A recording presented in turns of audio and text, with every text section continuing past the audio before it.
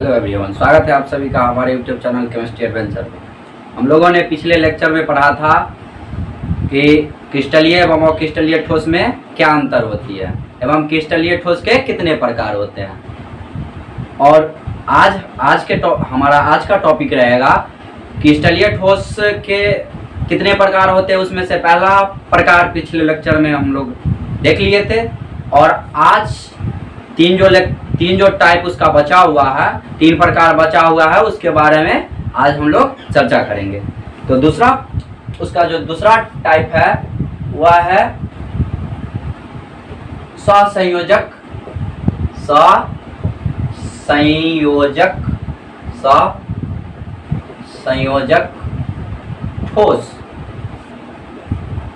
या नेटवर्क ठोस। इसको बोलेंगे क्या? Covalent solid, network solid. तो ये क्या होता है? सहसंयोजक ठोस क्या होते हैं? सहसंयोजक का मतलब हुआ इनमें क्या होंगे? सहसंयोजक बंधन। और सहसंयोजक बंधन का निर्माण कैसे होता है?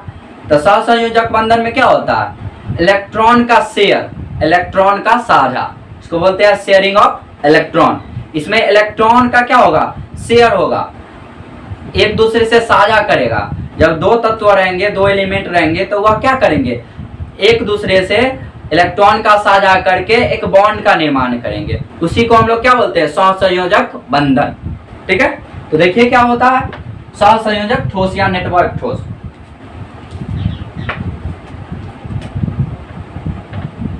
इनके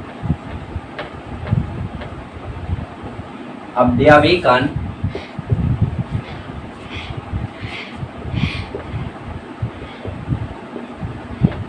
एक दूसरे से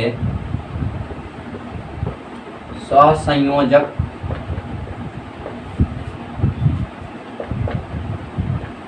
बंधन के द्वारा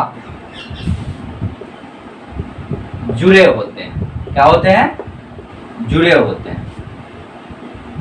सहसंयोजक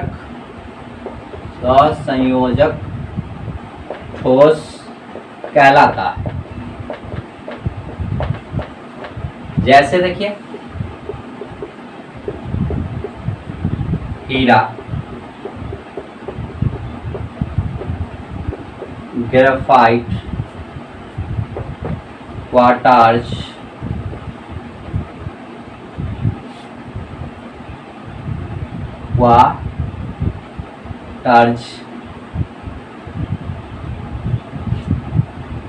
इट इज ओके।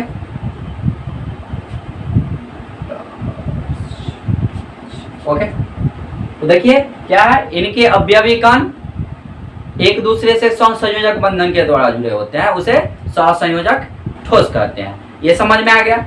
लेकिन आपको ये समझ में नहीं आएगा होगा कि इनको नेटवर्क ठोस क्यों कहा जाता है। तो नेटवर्क ठोस इसीलिए कहा जाता है क्योंकि आप जानते होइएगा या अभी जान लीजिए कि जो हीरा या ग्रेफाइट जो होते हैं कार्बन के अपरूप होते हैं। इनके सूत्र नहीं होते हैं। इनका जो स्ट्रक्चर होता है वह एक नेटवर्क की तरह जैसे बनाते जाइए, ये बनते जाएंगे। मतलब इसका लिमिट नहीं है कि यह कहाँ तक इसका स्ट्रक्चर जाएगा, संरचना कहाँ तक जाएगा। कहने का मतलब सिंपल वे में समझ लीजिए, इसका जो स्ट्रक्चर होगा, इसका जो संरचना होता है, यह एक नेटवर्क की तरह रहता है। मतलब कि पकड़े हुए रहता है, यह कभी छोड़ता नहीं है। कब कहाँ छोड़ेगा ये भी पता नहीं चलता है। तो इसका संरचना क्या हुआ? एक नेटवर्क की तरह रहता है। इसीलिए इसको हम बोलते हैं, किसको? सहसंयोजक ठोस को नेटवर्क ठोस। ओके। और जैसे देख लिए ये। और एक बात, इनका जो गुण के बारे में हम लोग बात करेंगे तो सहसंयोजक जो ठोस होते हैं वह विद्युत के क्या होते हैं? कुचालक होते हैं। क्या होते हैं? कुचालक होते हैं। ऐसे आप जानते हैं कि अधातु क्या होता है? विद्युत के कुचालक। और जो ये होते हैं सहसंयोजक जो बनता है, जो बंधन बनता है, वो अधातु के द्वारा बनते हैं। अधातु जो तत्व होते हैं वही सहसंयोजक बंधन बनाते हैं। ठीक है, इसीलिए क्या होते हैं? विद्युत के कुचालक। अगला देखिएगा, तीसरा उसका टाइप, किसका टाइप, क्रिस्टलीय ठोस का टाइप धात्विक, धात्विक ठोस, जिसको मेटेलिक ठोस भी कहते हैं, metallic, metallic solid, metallic solid.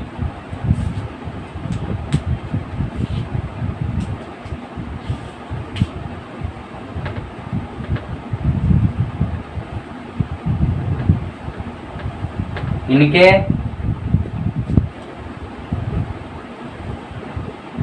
अवयवी कण एक दूसरे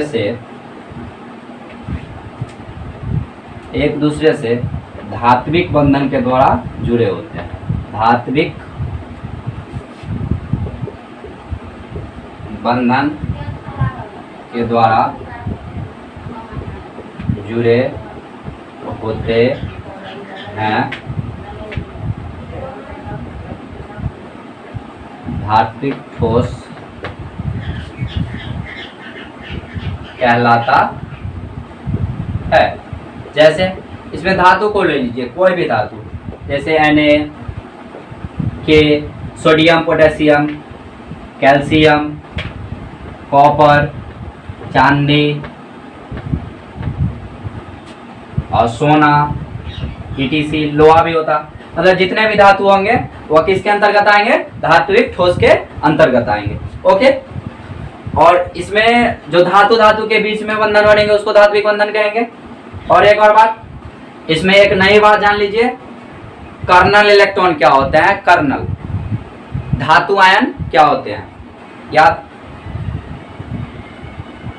धन आयन किसको बोलते हैं, ठीक है। तो देखिए एक और बात कि कोई भी जो धातु होते हैं वह धातु क्यों होते हैं, क्योंकि वह इलेक्ट्रॉन दाता होते हैं, मतलब इलेक्ट्रॉन का त्याग करते हैं। तो सोडियम धातु है क्योंकि इसका ऑक्टेट पूरा, कोई भी तत्व का क्या होता है, वह चाहता है कि मेरा हमेशा क्या हो, ऑक्टेट पूरा हो। और ऑक्टेट पूरा करने के लिए कोई भी तत्व क्या होते हैं कि कोई इलेक्ट्रॉन त्यागता है तो कोई इलेक्ट्रॉन ग्रहण करता है, और जो इलेक्ट्रॉन त्यागता है वो धातु होता है, जो इलेक्ट्रॉन ग्रहण करता है वह अधातु होता है। ओके, तो देखिए ये धातु जो सोडियम है, इनका इलेक्ट्रॉनिक विन्यास पहले लिखिए, 1s2 2s2 2p6 3s1, ये दो और 6 2 8, इसका ऑक्टेट पूरा हो गया, एक इलेक्ट्रॉन एक्स्ट्रा बच रहा है, तो यह क्या करेगा, एक इलेक्ट्रॉन को त्यागना चाहेगा। तो क्या करेगा कि एक इलेक्ट्रॉन त्यागेगा, इसका मतलब इस पर कौन सा चार्ज, प्लस या माइनस, प्लस होगा, क्या होगा, प्लस होंगे, क्या कितने, तो एक, क्योंकि एक इलेक्ट्रॉन त्याग रहा है, तो इसका जो होगा इस पे 1 प्लस चार्ज होंगे, मतलब कि सोडियम एक इलेक्ट्रॉन त्यागेगा। ओके, तो ये जो आया, ये इसको बोलते हैं हम लोग कर्नल इलेक्ट्रॉन, क्या बोलते हैं, कर्नल इलेक्ट्रॉन। समझ में आया, कर्नल इलेक्ट्रॉन। और इसको बोलेंगे हम लोग फ्री इलेक्ट्रॉन, क्या बोलेंगे, फ्री इलेक्ट्रॉन। चलिए इसको उतार लीजिए थोड़ा, ये ऐसे कोई काम का नहीं है, ऐसे थोड़ा सा दे दिए है, इस थोड़ा सा ज्ञान के लिए, क्योंकि इसको क्या कहेंगे ये पता नहीं रहेगा तो थोड़ा सा दिक्कत है। तो देख लीजिए ये बेसिक चीज है कि इसको हम जो धन आयन होते हैं उसको बोलते हैं हम क्या, कर्नल इलेक्ट्रॉन, लिख लीजिए।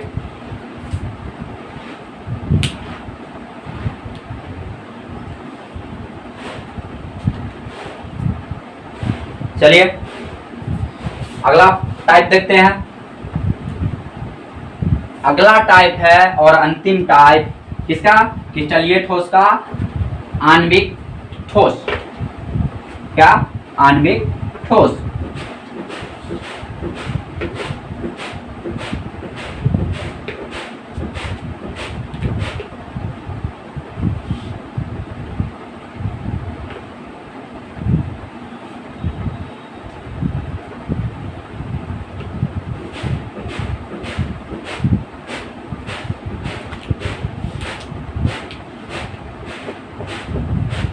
आणविक ठोस, जिसको मॉलिक्यूलर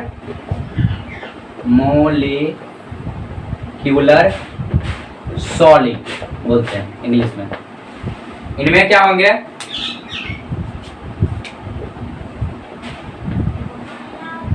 इनके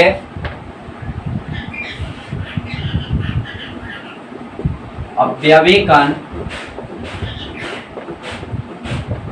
एक दूसरे से लंदन बल द्वारा जुड़े होते हैं। किसके द्वारा जुड़े होते हैं?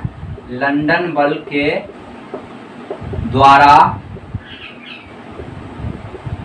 जुड़े होते हैं। आणविक ठोस कहलाता है। आणविक ठोस क्या है?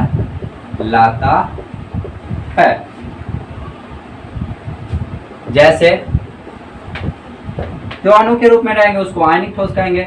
I2, F2, Cl2,